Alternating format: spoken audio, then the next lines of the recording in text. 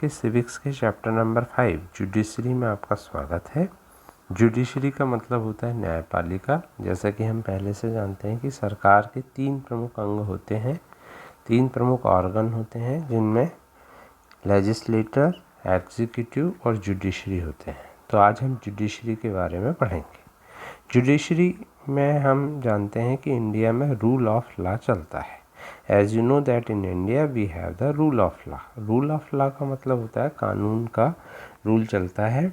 It means that laws apply equally to all. सबके लिए law समान होता है, चाहे वो व्यक्ति कितना ही इम्पोर्टेंट क्यों ना हो, परंतु यदि उसने लॉ को वायलेटेड किया है तो उसको जो है ज़रूर दंड मिलता है।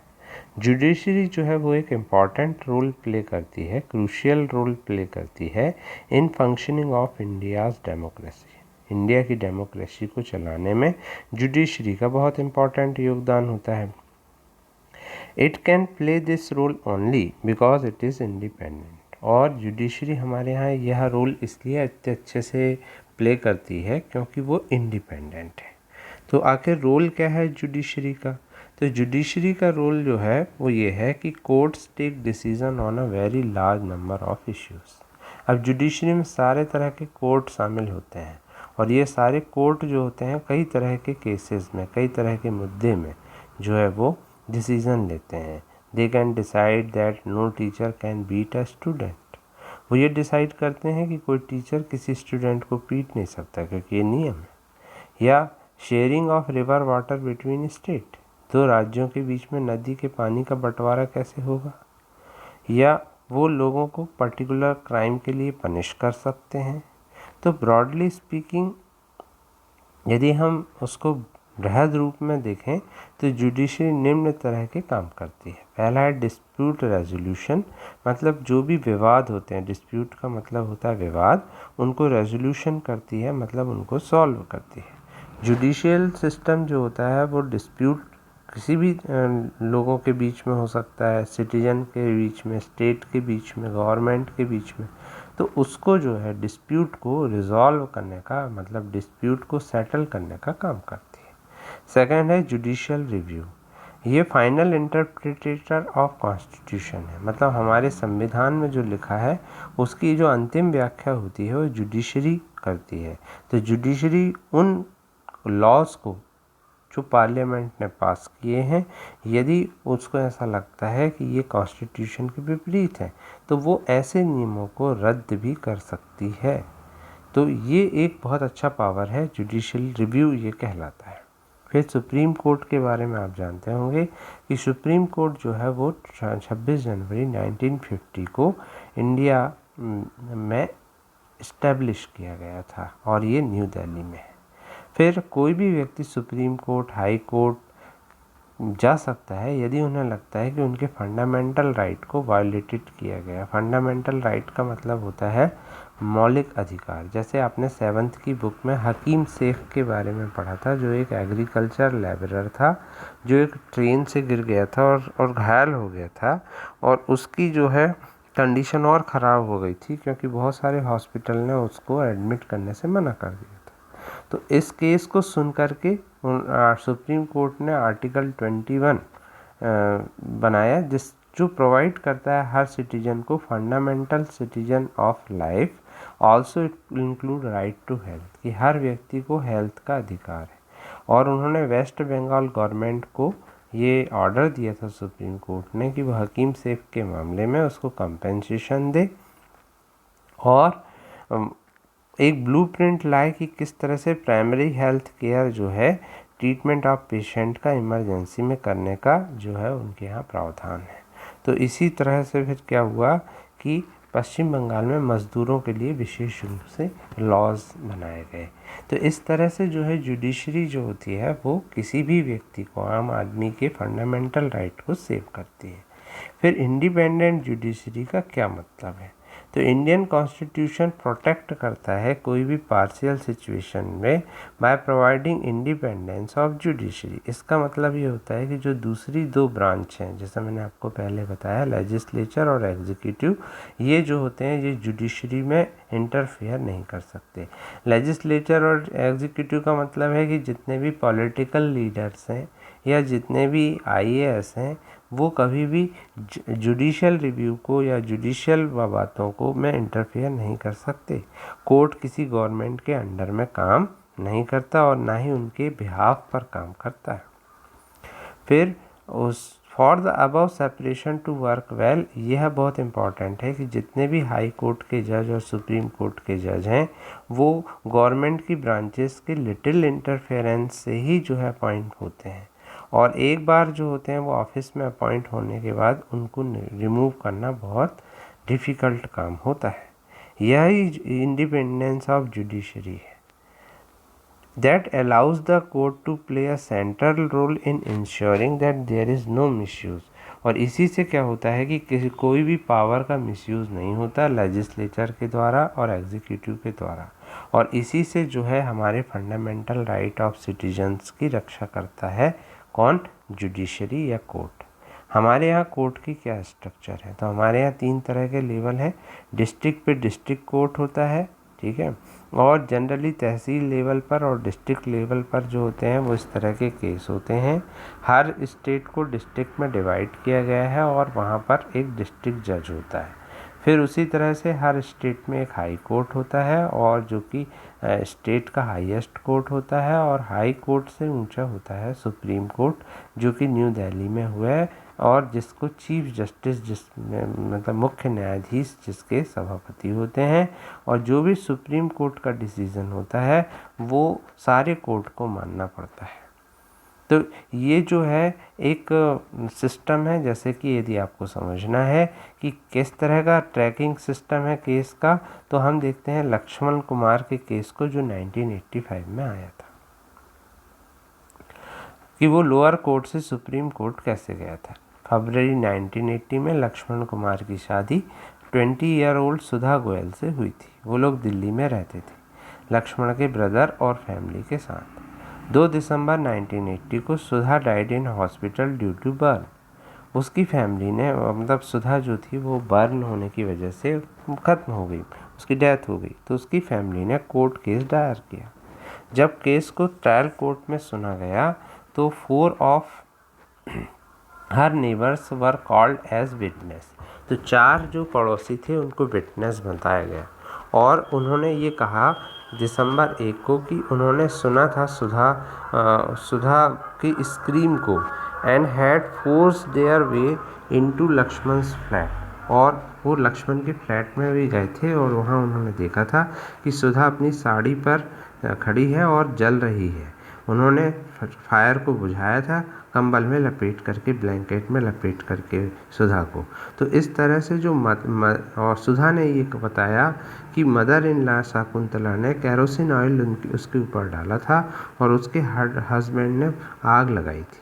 तो during the trial member of जो मतलब जब ट्रायल हुआ तो फैमिली और नेबर ने ये सब बताया और कहा कि सुधा जो है लगातार टॉर्चर से परेशान थी, और क्योंकि वो लोग कैश मांग रहे थे और स्कूटर मांग रहे थे, and fridge on the birth of first child के बर्थ होने पर। तो ये लक्ष्मण का केस हम पढ़ रहे हैं। तो लक्ष्मण और उसकी मदर ने डिफेंस में कहा कि सुधा की साड़ी एक्सीडेंटली आग लग गई थी जब वो दूध गर्म कर रही थी। तो इस बेस पर और दूसरे एविडेंस के बेस पर ट्रायल कोर्ट ने लक्ष्मण को, उसकी मदर शकुंतला को और ब्रदर इन लॉ को कन्विक्ट ठहराया था और उनको डेथ की सज़ा दी थी। फिर 1983 में ये लोग क्या हुआ, हाई कोर्ट चले गए। उन्होंने ट्रायल कोर्ट के वर्डिक्ट को हाई कोर्ट पे चैलेंज किया। वहाँ पर आर्ग्यूमेंट का लॉयर ने आर्ग्यूमेंट किया, डिसाइड किया कि सुधा जो थी वो एक्सीडेंटल फायर कैरोसिन के कारण उसकी डेथ हुई थी। तो फिर लक्ष्मण, शकुंतला और सुभाष चंद्र को एक्विट कर दिया गया। लेकिन फिर क्या हुआ कि जब वुमेन मूवमेंट और दूसरे लोगों ने इस हाई कोर्ट के डिसीजन को मतलब प्रोटेस्ट किया और उन लोगों ने ये डिसीजन को सुप्रीम कोर्ट में ले गए। Indian federation of women lawyer लोगों ने सुप्रीम कोर्ट में ले गए। 1985 में सुप्रीम कोर्ट ने ये केस को हर्ड किया और उन्होंने फिर क्या किया कि ये पाया कि लक्ष्मण और उसकी मदर गिल्टी हैं और उन लोगों ने डिसाइड किया कि मतलब सुप्रीम कोर्ट ने उनको प्रिजन दिया, उनको जो है जेल कर दी, लाइफ इम्प्रिजनमेंट की सज़ा दी, आजीवन कारावास की सज़ा दी। तो इस तरह से हम ये सुधा गोयल के केस से देख सकते हैं कि हमारे देश में 3 तरह के सिस्टम हैं। पहले क्या होता है, कोई भी निर्णय डिस्ट्रिक्ट कोर्ट या ट्रायल कोर्ट पे होता है। दूसरा, फिर यदि लोग उससे संतुष्ट नहीं होते, यदि उन्हें लगता है तो फिर वो कहाँ जाते हैं, हाई कोर्ट में, और यदि हाई कोर्ट से वो संतुष्ट नहीं होते तो वो जाते हैं सुप्रीम कोर्ट में। अब उसमें ये सुविधा रहती है कि यदि सुप्रीम कोर्ट ने यदि ये कह दिया तो फिर उसको बाकी के कोर्ट जो होते हैं वो जो है इनकार नहीं कर सकते, मतलब सुप्रीम कोर्ट का डिसीजन सबको मान्य रहता है। फिर हमारे यहाँ क्या होता है, 2 तरह के केस होते हैं, कुछ क्रिमिनल केस होते हैं, ठीक है ना, और कुछ सिविल केस होते हैं। तो आपको ये समझ में आना चाहिए कि सिविल कोर्ट और क्रिमिनल कोर्ट में क्या डिफरेंस है। तो जैसे कि नाम से ही पता चल रहा है, सिविल कोर्ट में क्या होता है, जो दैनिक जीवन के मुद्दे होते हैं, जैसे प्रॉपर्टी से संबंधित, जिनमें कोई मतलब क्राइम से संबंधित विवाद नहीं होता, उनको सिविल केस कहते हैं। तो ये दोनों डिफरेंस आप पढ़ सकते हैं कि क्रिमिनल केस में और सिविल लॉ में क्या डिफरेंस है। फिर हमारे यहाँ क्या सभी लोग कोर्ट तक पहुँच सकते हैं? तो हालांकि ये हमारे संविधान में लिखा है कि every citizen has right to justice through court, परंतु क्या होता है कि इसलिए कोर्ट जो होते हैं वो बहुत सिग्निफिकेंट रोल अदा करते हैं फंडामेंटल राइट को प्रोटेक्ट करने में। यदि कोई सिटीजन ये बिलीव करता है कि उसका फंडामेंटल राइट को वायलेटेड किया गया है तो वो आप कोर्ट पे जा सकते हैं। और कोर्ट जो होते हैं लेकिन रियलिटी में जो है वो सभी लोगों के लिए उपलब्ध नहीं, क्योंकि बहुत सारा उसके लिए पेपर वर्क लगता है, पैसे लगते हैं। तो रियलिटी में जो होता है वो कोर्ट जो है हर किसी के लिए पॉसिबल नहीं है। तो उसके लिए एक सुविधा दी गई है कोर्ट में कि भाई हर व्यक्ति के लिए पॉसिबल हो, खासकर यदि कोई पब्लिक इंटरेस्ट का मुद्दा हो। पब्लिक इंटरेस्ट का मतलब होता है कि जैसे मान लीजिए कहीं पॉल्यूशन हो रहा है और कोई सुन नहीं रहा है, कोई फैक्ट्री लगा लिया है बीच सिटी में, तो उसके अगेंस्ट में लोग कोर्ट जा सकते हैं। तो इस तरह की जो याचिकाएं होती हैं उनको पब्लिक इंटरेस्ट लिटिगेशन कहते हैं। ठीक, पब्लिक इंटरेस्ट लिटिगेशन में ये उन लोगों के अगेंस्ट में लगाई जाती है जिनके द्वारा जो है बहुत सारे लोगों को कुछ ना कुछ लॉस हुआ है, या जहाँ पर जिनका जो राइट है उसको वायलेटेड किया गया है। तो इसकी जो लीगल प्रोसेस है वो बहुत सिंप्लीफाइड हो गई है इससे, और इसके माध्यम से सुप्रीम कोर्ट को, हाई कोर्ट को जो है वो PIL टेलीग्राम के माध्यम से या एक सिंपल लेटर के माध्यम से भेजा जा सकता है। तो बहुत सारे जो मुद्दे हैं हमारे भारत में वो PIL से सही हुए हैं। जैसे PIL के माध्यम से क्या हुआ, जैसे आप ये देख सकते हैं कि एक तरफ जो है ये जानवर और इंसान जो है वो सूखे के कारण भूखे मर रहे हैं, और एक तरफ जो है गवर्नमेंट के पास बहुत सारा अनाज था। तो इस तरह से जब इनके ऊपर PIL लगाई गई तो फिर गवर्नमेंट ने ये डिसीज़न लिया कि भाई खाना जो हमारे यहाँ अनाज है उसकी बर्बादी नहीं होना चाहिए। तो मिड डे मील जो शुरुआत की गई थी, जो बच्चों के स्कूल में खाना दिया जाता है, वो PIL के कारण दिया जाता है। और PIL के कारण ही जो है बहुत सारे ऐसे काम हो रहे हैं जो एम्प्लॉयमेंट के लिए, या और भी जैसे राशन की दुकानों में जो सामान मिलता है, तो ये सब PIL के कारण ही संभव हुए हैं, जिसके कारण कई हज़ारों लोगों, लाखों, करोड़ों लोगों को फ़ायदा हुआ है।